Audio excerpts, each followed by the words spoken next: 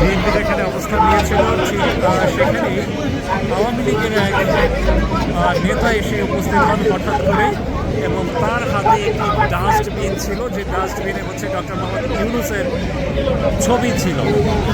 হঠাৎ করেই বিএনপির নেতাকর্মীরা তাকে দেখে ফেলেন, পাশাপাশি তার ডাস্টবিনটাও দেখে ফেলেন। এর মধ্যেই তাকে অ্যাটাক করা হয়, তার উপরে হামলা করা হয়, উপর্যুপরি হামলা করা হয়েছে তাকে।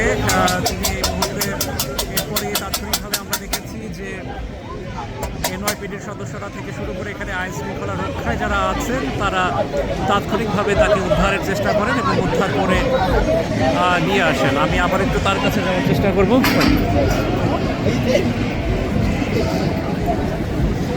আমি আবার একটু ঠিক এই জায়গাটাতেই আছেন।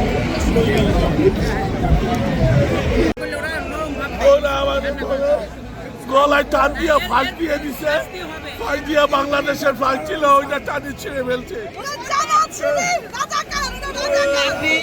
কেন গেছিলেন? আমি ভুলে বাংলাদেশি ফ্লাইট থেকে ঢুকে গেছিলাম। আপনার নামটা এবং কোথা থেকে আসলেন? আমি বাকিরা, আমি ওয়াশিংটন বাকিরা থেকে আসছি। আপনার পুরো নাম? আমার নাম জেডাই রাসেল। জেডাই রাসেল। আপনি হচ্ছেন আওয়ামী লীগের ভার্জিনিয়া স্টেটের প্রেসিডেন্ট। ভার্জিনিয়া স্টেটের প্রেসিডেন্ট জেডাই খান রাসেল। হ্যাঁ, জেডাই রাসেল।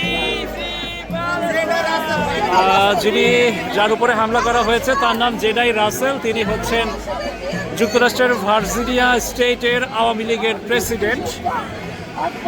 তাকে অতর্কিত হামলা চালানো হয় এবং এই মুহূর্তে তিনি আওয়ামী লীগের নেতাকর্মীরা যে প্রান্তে আছেন সেই প্রান্তে তিনি এগিয়ে যাচ্ছেন।